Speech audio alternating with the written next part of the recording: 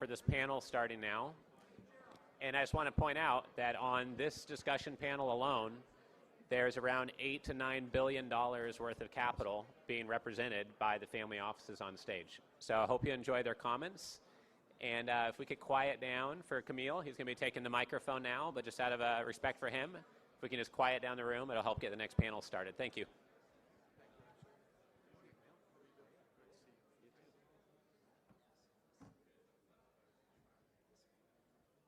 Good morning, everyone. Come on, you can do better than that. Good morning, everyone. These are my kind of people.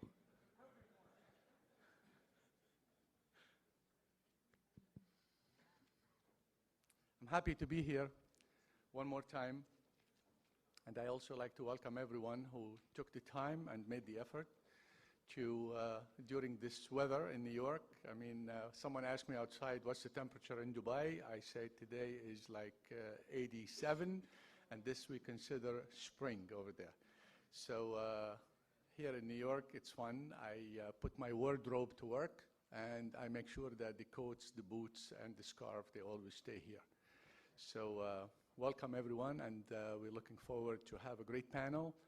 Our panel today is about the specifics of family office, how to communicate with them, how to engage with them, and the best approach. It is common in the industry that family office is very secretive, is very private, and in their defense, I say it's not because they are not social or not friendly, but I would say most family offices, especially the single family offices, have very small staff, and taking the time to take phone calls and to read every email that they are inundated with on everyday basis. Honestly, and I speak for myself and for the esteemed gentleman that I have to my left here on the panel, it is not possible.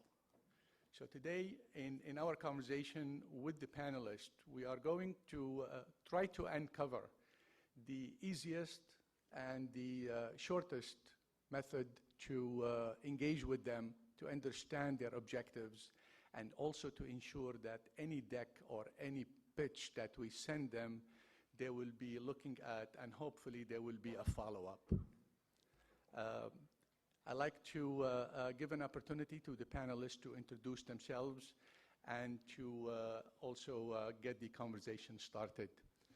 Gentlemen, please, starting by you, Steve, if you can take 45 seconds to tell us who you are, who do you work for, how long have you been with the firm, and what's your objective of coming here today? Thank you. Good morning. My name is Stephen Abernathy, and I was a financial analyst specializing in healthcare and technology for about 15 years. In the late 80s, we started a long-short fund that was a true hedge fund, not a leveraged long fund like most of the funds that you see out there today. In 2010, we turned it into a family office for my family and for several of the co-investors that we helped make wealthy, and that's what we do now. Good morning. I'm Naeem Farah. I work for a single-family office in Birmingham, Michigan. I've worked there for the last 3 years directly, and indirectly, my finance group within the family office also supports 7 other single-family offices, mostly in the United States. My background is corporate finance before going into the family office space, and spent 10 years at PepsiCo in their financial planning and analysis group prior to moving over into the family office space. Good morning. My name is Paul Carger. I am the founder of a firm called Twin Focus Capital that's based between Boston and London. I founded the firm about 15 years ago. Today we manage about $6.5 billion for a very small group of families, and I'm kind of tasked with overseeing the direct investing programs. Tom Haug, Aspen Tree Advisory. We serve family offices, ultra-high net worth individuals, loosely held family groups in selecting alternative investments, hedge funds, private equity funds, direct real estate deals, so on and so forth. Built my core practice at First Republic Bank and Investment Management. Later moved on to another RIA called Field Point and started Aspen Tree in 2016.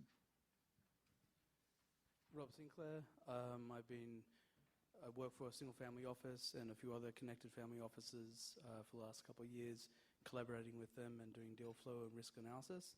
For about 20 years, I've been doing due diligence and risk management advisory for pension funds, real estate arms, private equity, manufacturing, industrial across the world, and happy to be here. My name is Brian DeLucia. We have our single-family office, Arivado, which goes back now almost 30 years in terms of some of our original real estate development activities, residential lot development, over 12,000 lots delivered. And our most active business today is acquiring land and building multifamily rental communities, and also globally working on telecom projects, and just collaborating also with some other families to help vet out and underwrite transactions in real estate and other lower middle market concerns. Thank you, everyone. I'd like to start, Steve, by asking you, where would you like to be found? People say that you cannot find a family office. You cannot find their CFO. You can't find the patriarch or the matriarch. From your experience, when you wake up in the morning and say, like to be found? I'm not sure that we'd like to be found too terribly much. I think most... I think most of you understand that by the time we get to the point that we're running a family office, we have an investment process in place, be it good or bad. And most of the time, it's an outbound search that we're looking for. So to the extent that we can find things that we're looking for specifically and match it up with what you have, it's great. If you're contacting us, it would be outstanding if you'd be very transparent and answer the questions that we ask instead of we asking questions and you're answering something else. So that's my only point. Tom, we're gonna go down the aisle to you in the middle and ask you the same question. In your networking activity, we all know, I know from myself, if you are sitting on the couch watching football, you are not gonna score touchdowns. To score touchdowns, you have to be out. And if you are not known, how would people get to know you? So what's your perspective on this? So I guess that goes back to our relationship, my relationship with some of the other panelists up here. A lot of it is through, networking and sharing and deal flow with, people that you trust in the industry, client-to-client collaboration, and then obviously events like this and getting to know people. Sometimes I'll walk away from an event like this with 200 business cards and I forget who those people were. So in a lot of cases, I wait for someone that found our conversation worthwhile to reach out.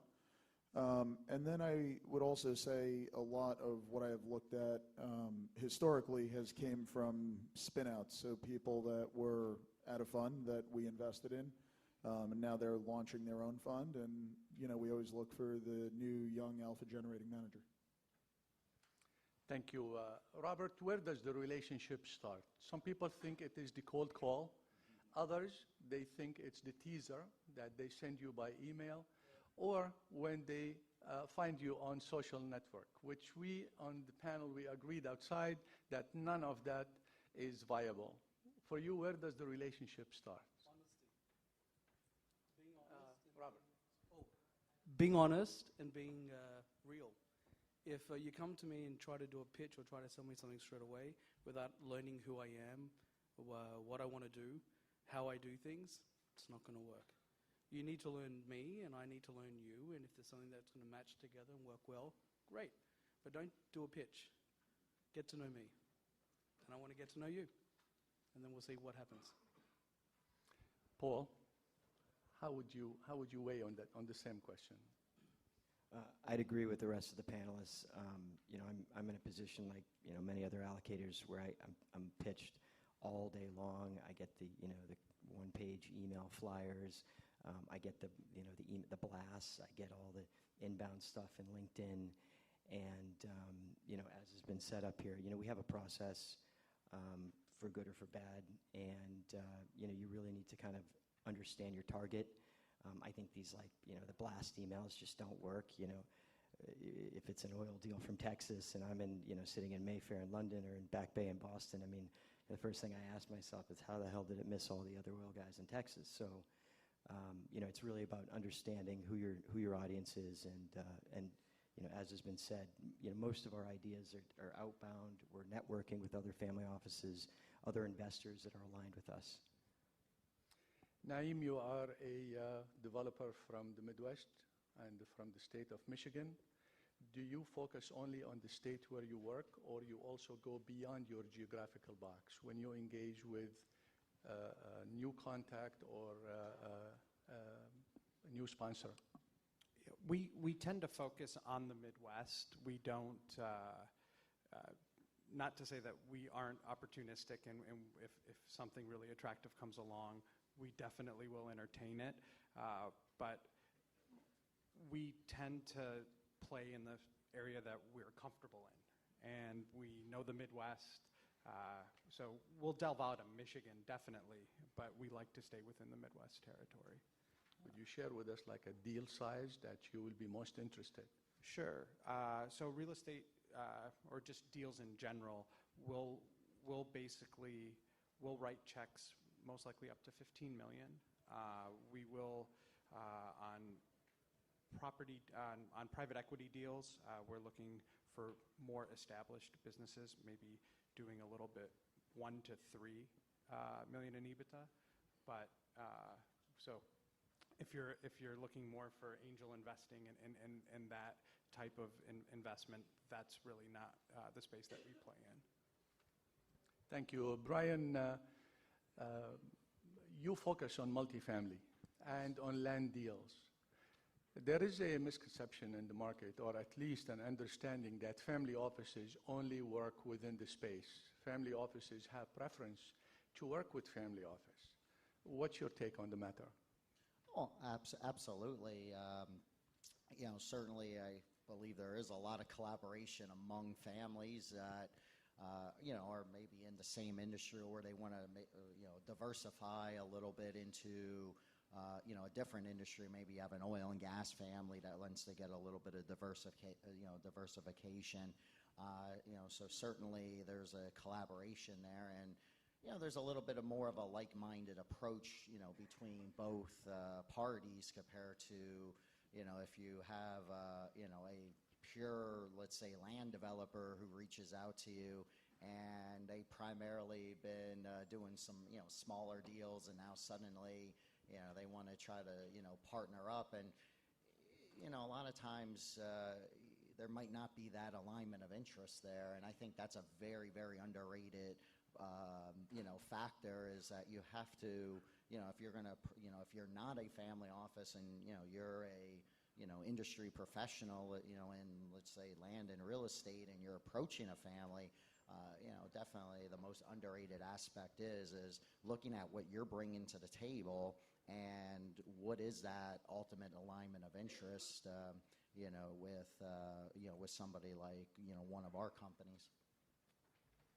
Thank you. Stephen, going back to you, that initial introduction, or that key to the first dialogue, does it come from introduction? It comes by a referral from a wealth manager or from an institution, or you prefer to work on a personal level where someone recommends someone and that's how you open to dialogue? I think the reality for most of us up here would be that it comes from a combination of many of those things, but most of the time, the fastest way to make an impact with someone is through an introduction of a trusted source. Integrity in this business is difficult to come by at times. The financial services industry is probably dug a hole that is so deep that they might not be able to come out of it with the conflict of interest things that go on today. So I would say that, at least for us, the preferred way of having an introduction is through someone that we know and we trust. So a personal introduction is your preference. Tom, I consider you always in our friendship from the younger generation. So from your perspective, when you engage with a new client, what is it that you don't like to hear? What is it that partner what can he do to just turn you off, to say, no, this is not for me? I think that goes back to the hard sell on either side. So, just going back to something that was addressed earlier, as much as, all of us may sit up here and say, inbound pitches and things like that aren't very attractive, I will say for myself, seeing a lot of deal flow is very important to me. That said, there have been times that I've picked up the phone and called Steven because, he's an expert in areas that I'm not. I built my business by mistake prior to knowing what a family office was and through supporting certain charities. So I think it's, softening your sell a little bit and, like everyone else said, just getting to know the person that you want to know for maybe an end goal, but the aggressive approach isn't always the right approach. Robert, I didn't mean to neglect you. I did not mean to neglect you. I know you are on board, but I'm keeping the hard questions for you. Before I ask Robert, I always like to give a fair share to the audience. The last 15 minutes are all dedicated to you, so please, without any comments, just shoot straight questions. On the stage, you have over 100 years of experience, guaranteed. Over 100 years of experience in this space. Global deals, national deals, and regional deals. So please take advantage of that, and there is no such thing as a silly question. There is no such thing as, excuse me for saying that, there is no such thing as a stupid question. Every question is a viable question. So you will have your share, and please be ready. Robert, the due diligence is always a concern for sponsors when they approach family office. They say family office are slow, family office take a long time, family office are reluctant to answer phone calls, so you have to make that initiative. What's your take on this one? Why does it take long for people to get back when we're trying to be patient and considerate, and we want time to do our due diligence to make sure we don't lose money? I think that's where it is. You have to give us time. Remember, it's not the only thing that we're looking at. So you provide us with an opportunity. As everyone has said here, there's a lot of other deal flow that we're looking at and reviewing. And sometimes we're going to reach out to our friends to figure out, I'm not sure about this. Can I get your opinion? Because you're an expert on this part of the process or investment opportunity as opposed to me. So then I have to wait for my friend to get back to me. So you need to be patient. If I'm interested, we'll get back to you. If we're not interested, I'll get back to you anyway, but you need to be patient. I'm not looking for a one-night stand. I'm looking for a long-term relationship. I did that when I was younger, but now I'm married. I've got a kid. My wife won't be happy, especially if I lose all the money or my partner's money. So long-term relationship, not a one-night stand. And I think everyone knows how to approach those two things differently. Does that help? Great. Thank you very much, Robert. Paul, what's the turnaround time for you when you review a deal? How early in the stage you reply to the sender by saying, I am interested, send me a teaser, or if they sent a teaser, you say, send me the pitch or the deck, and would you give them a timeline? What's your process on this for the audience to know how to deal with you? For me, I actually have a policy, like has been mentioned up here. I actually do get back to people. Usually the standard line is, we'll take a look at it, and I'll have my team reach out if there's interest. But, as been mentioned, it takes time. You really got to know your audience. we get pitched all the time on startup ideas. We're just too big to look at startup ideas. We don't have a venture fund. And like I said, you've got to know your audience. I think we're all pitched, several times a week now in qualified opportunity zones, and why this fund makes sense and that fund makes sense. And I have my own internal research, real estate team, so I'm not interested in funds. And if somebody would have taken the time to kind of do the work on that, they would understand. So we get back to people right away. As they say in due diligence, the best due diligence is time. So, like all of these folks, we use our network. The other big thing for us is, while we have, people come in all the time and say, oh, you guys manage billions, can't you just allocate 10 million to this or whatever? It doesn't work that way, and, we have a fiduciary obligation, and we work with very sophisticated clients, and we've got to believe in what we're, presenting and investing in, and, we invest with our own capital. So, there's a curve, and you need to spend the time on the relationship, and again, understand your audience. Stephen, the responsibility of letting the audience or letting the sponsors outside in the market that are looking to do business with you, the responsibility of letting them know what is your main interest to make their life easier falls on you. How do you let everyone else in the market know what is your interest? If it is real estate or it is renewable energy, alternatives, oil and energy, or what have you, and if you like to come in as an LP strictly, a GP, co-GP, do you make that clear to the market so they know how to engage with you and not waste your time or theirs? It's a great point, and I think that most of those who are running family offices understand that transparency on your end is the shortest way to success. It saves you time. It saves the person trying to sell something or trying to create an offering to you. It saves them time. So yeah, transparency is incredible.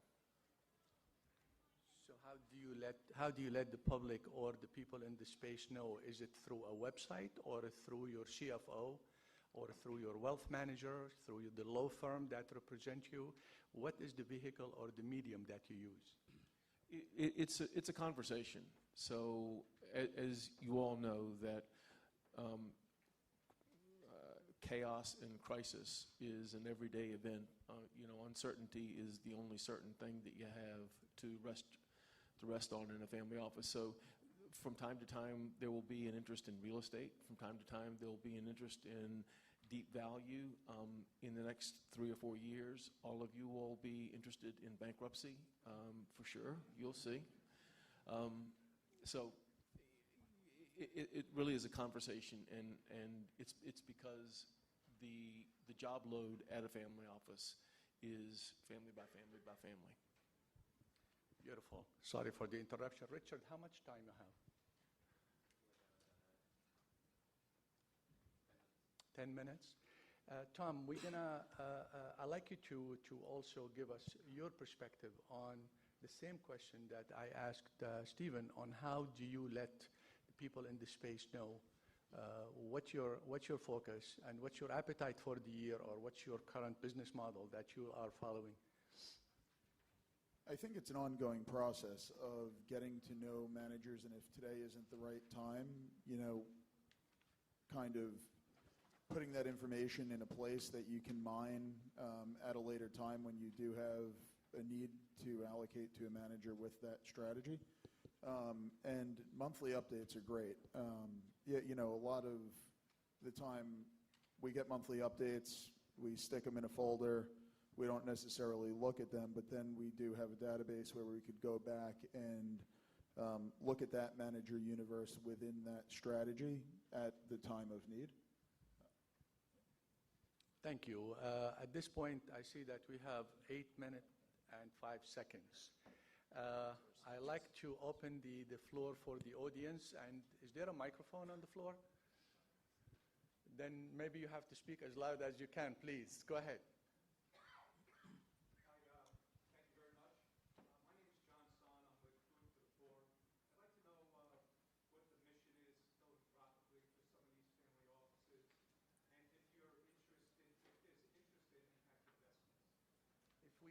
interested in what you said at the end? Socially responsible investing, impact investing.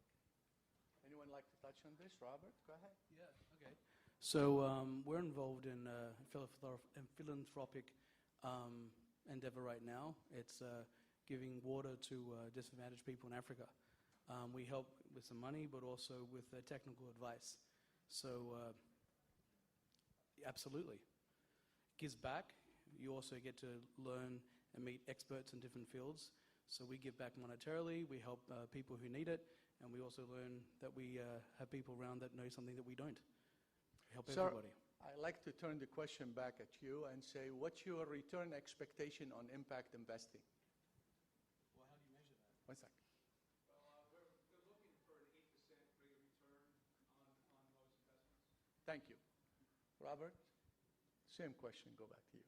What's the return? What's your return expectation on impact investing? Because it seems to me when I talk to people here about impact investing, investing is implied, but the implied word of impact is not implied. Right. So when I look at an investment, I don't necessarily have a number of return that I'm looking for. I look at the business or the opportunity. I figure out what's actually sustainable, what will work, and whatever the return will be, I then decide if that works for me or not. It's a choice, but as long as it actually works. Thank you, Robert.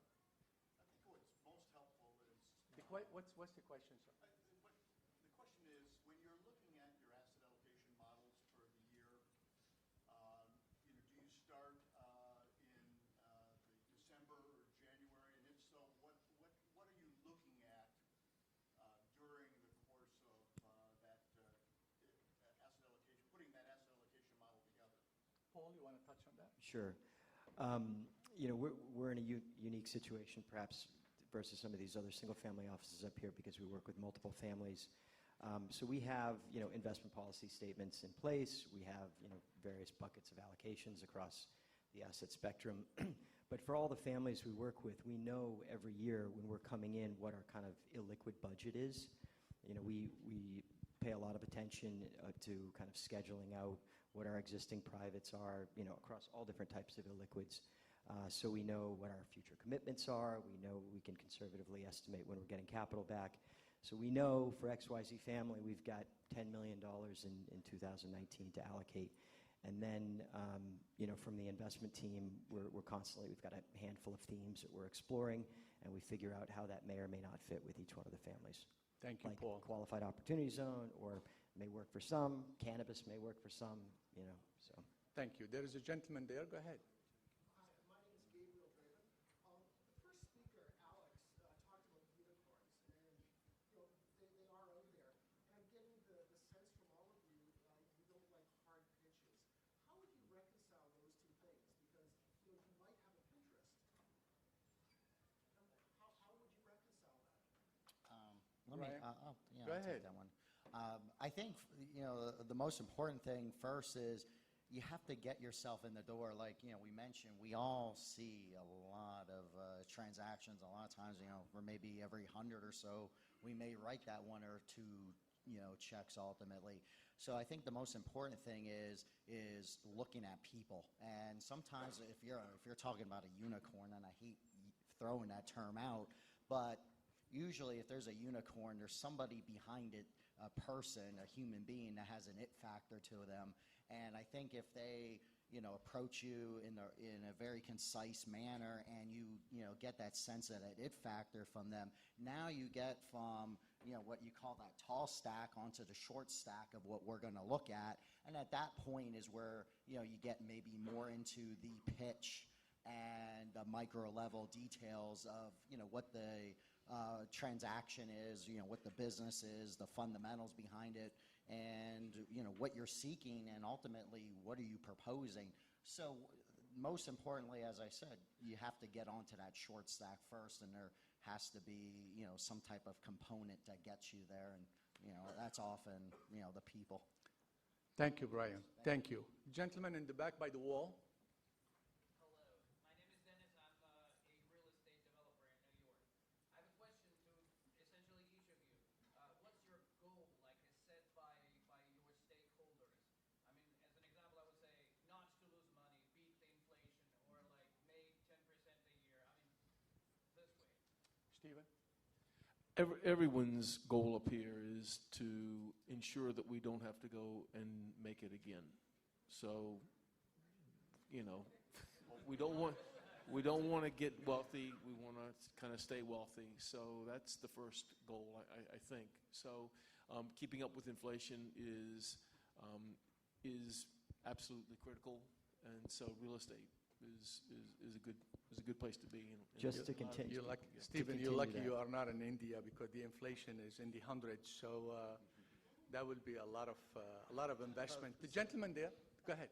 Yes, I'm Julian Sturton, chairman of the Business of Leading.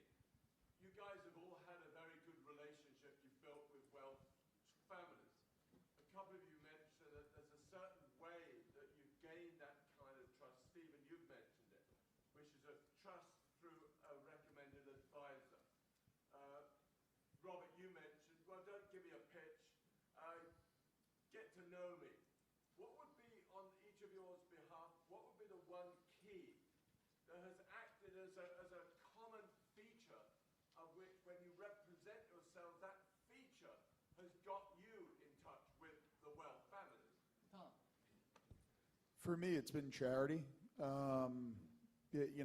Supporting charities that I'm personally passionate about, and that's a big part of how I network, how I build my business.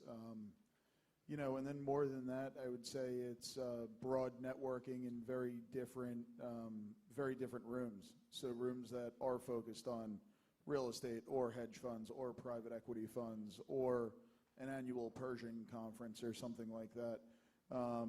It's hard to go to the same conference all the time where the same faces are in the room and everyone knows each other. So I think it's being active in the space, and then obviously, collaborating with your colleagues and, trusted sources. Thank you, Tom. Anyone on that side of the room? Gentleman with the blue jacket, go ahead. What is your interest? Can you please stand up so we can see you, everybody, and hear you? What is your interest in supporting emerging independent sponsors?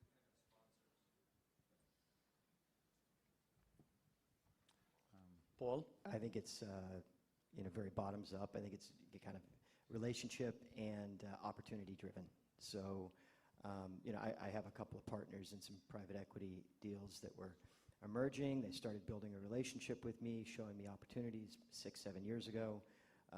None of them resonated, but finally something did. So it's just, again, building that relationship, and as like has been said up here, I mean, I tell people when they're pitching me on something, I'll give you a quick no. I say no 99% of the time. So again, back to that, take the time, build the relationship. Thank you, And Paul. one more thing, the families we all represent here, whether they're our own or others. Hold on, please. Yeah. Let's be fair to everybody.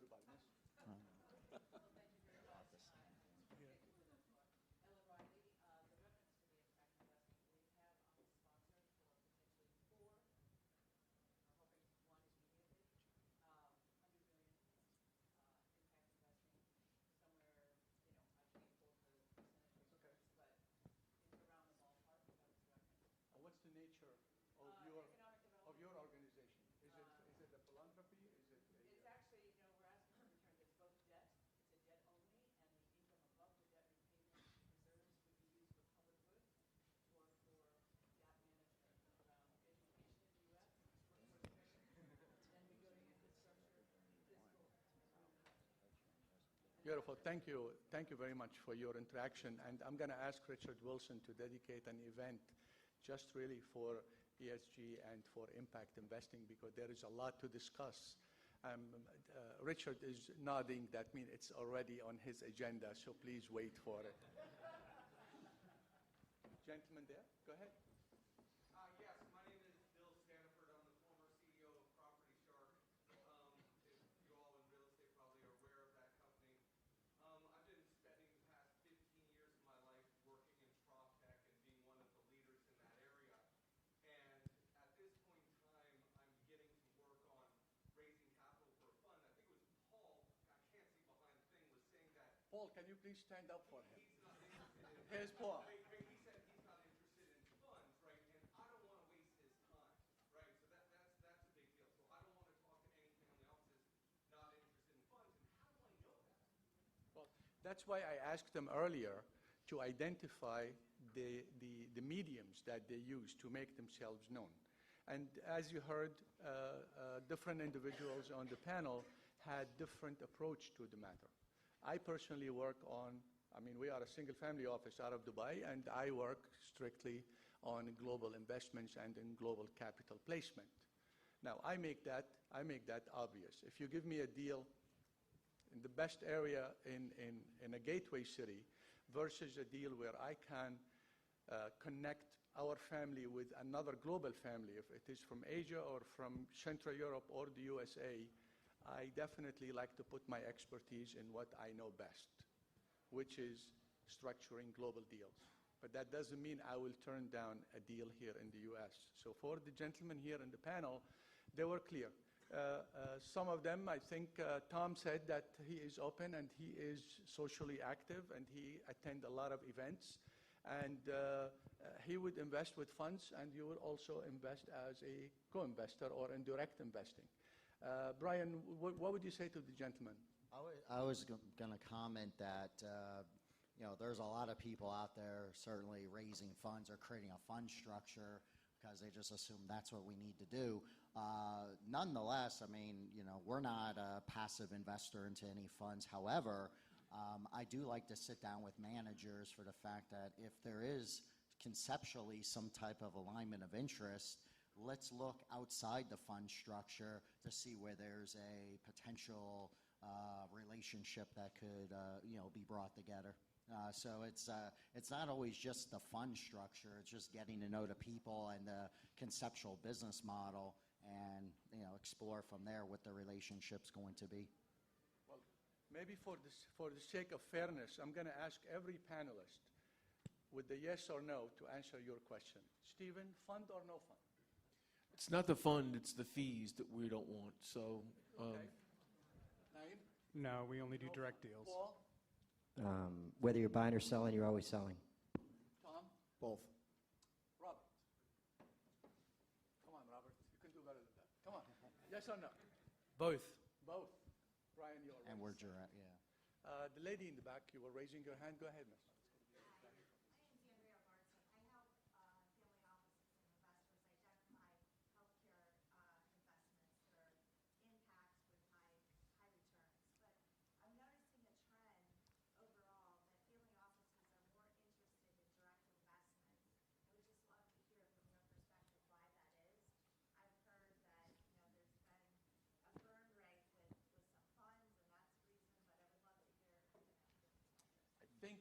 Without even looking, Robert is anxious to answer your question.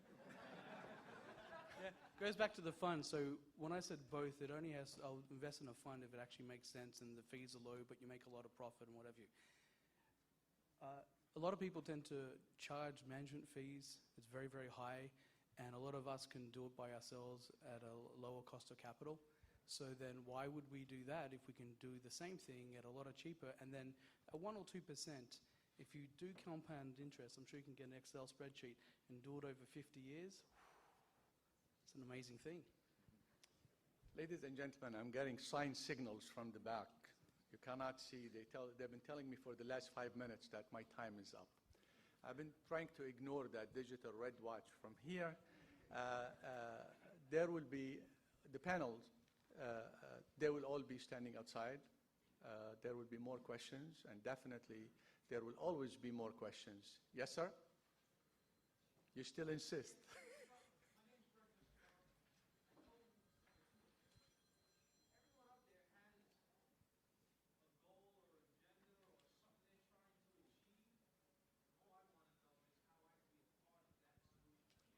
Good.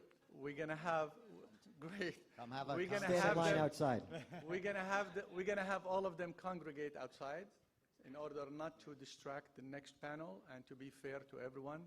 I want to thank you all for attending and look forward to seeing you again in the future events. Thank you.